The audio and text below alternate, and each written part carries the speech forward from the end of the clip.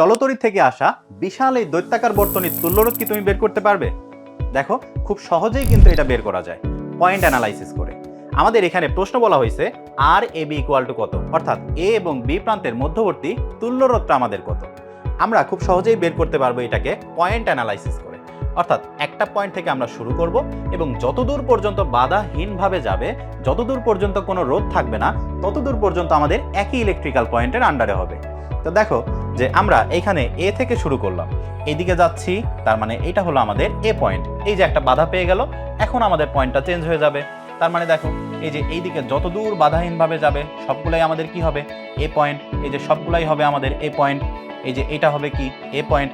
আবার এইদিকে দেখো, এখানে বি থেকে শুরু করলাম, তার মানে এইদিকে হচ্ছে আমাদের বি, এইদিকে হচ্ছে আমাদের বি, এইদিকে হচ্ছে আমাদের বি, আবার এই যে এই দিকে হচ্ছে আমাদের কি? বি। ওকে, আমাদের তো আর কোনো পয়েন্ট নাই, তার মানে আমরা এখন এখানে একটা নতুন পয়েন্ট নিয়ে নিব, সমস্যা নাই। তার মানে ধরো এটা সি, তার মানে এইখান থেকে এটা হবে সি, এখান থেকে এইটা হবে কি? সি, এখান থেকে এটা হবে আমাদের সি, এখান থেকে এইটা হচ্ছে আমাদের সি। আবার দেখো ডান পাশে আমরা নতুন একটা পয়েন্ট নিচ্ছি, এটা যদি ডি হয় তার মানে এইদিকে ডি, আবার এই যে বাধাহীনভাবে যে চলে আসলো এখানে ডি, এইখানেও হচ্ছে ডি, আবার এইখানেও হচ্ছে আমাদের কি? ডি। দেখো, সবগুলা রোধের দুই প্রান্তের কিন্তু আমাদের পয়েন্ট অ্যানালাইসিস করা শেষ।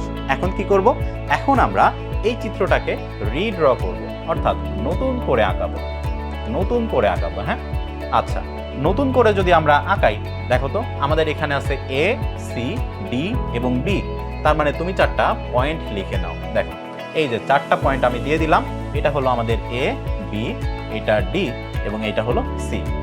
এখন দেখো, একটা করে করে আমরা এই যে এই রোধগুলাকে কাটবো এবং একটা করে করে রোধগুলাকে এখানে আবার নতুন করে বসাবো। দেখো, এই 8 ওহমকে আমরা যদি কেটে ফেলি, তাহলে এ আর সি এর মধ্যবর্তী একটা জায়গায় বসায় দাও। আচ্ছা, এটা এ এবং সি এর মধ্যবর্তী, তার মানে এই দুইটাকে তুমি সমান্তরালে লাগাও। তার মানে দেখো, এটা 8, এটাও কি হচ্ছে? 8। এখন দেখো, এই যে সি আর ডি এর মধ্যবর্তী আছে 2, আবার সি আর ডি এর মধ্যবর্তী প্রান্তে আছে কি? 2। তার মানে এই যে সি আর ডি এর মাঝখানে একটা থাকবে 2, আরেকটা থাকবে 2। ওকে, এই যে 2।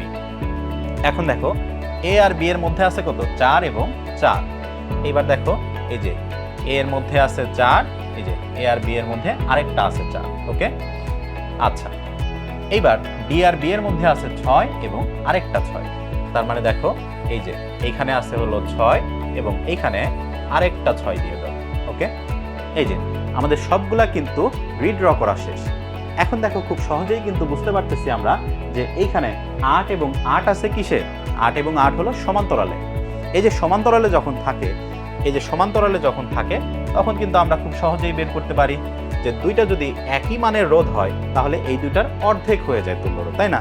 তার মানে এই যে দেখো, এখানে এ, এটা হলো বি, তাহলে এটা হলো এ, এটা হলো বি, অর্থাৎ এইদিকে হচ্ছে কি? এদিকে হচ্ছে এই যে অর্ধেক হয়ে গেল 4, তাহলে এইদিকে অর্ধেক হয়ে কত হবে? 1। এই যে এখানে হচ্ছে 1, এখানে কত হচ্ছে?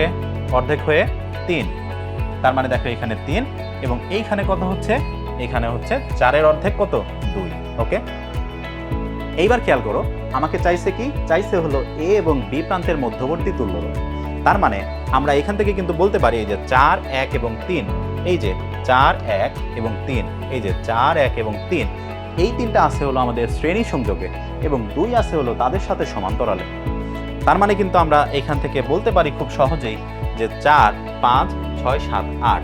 তার মানে দেখো, এইখানে থাকে আমাদের হলো 2 এবং এইখানে থাকে আমাদের কি?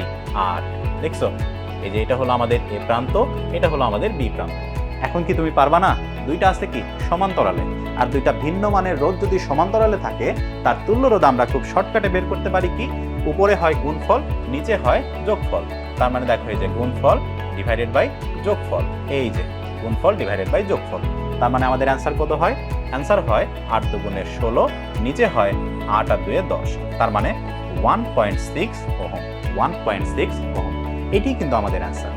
এবং এইভাবে পয়েন্ট অ্যানালাইসিস করে কিন্তু তোমরা খুব সহজেই অ্যান্সারগুলো বের করতে পারো। তোমাদের জন্য একটা হোমওয়ার্ক থাকবে, এইটার অ্যান্সারটা বের করে তোমরা আমাদেরকে কমেন্ট বক্সে জানাবা। এবং এই ধরনের যত ভিডিও তোমাদের প্রয়োজন আমাদেরকে তোমরা অবশ্যই বলবা, তোমাদের জন্য আমরা সবসময় কাজ করব। সবাইকে ধন্যবাদ। আসসালামু আলাইকুম।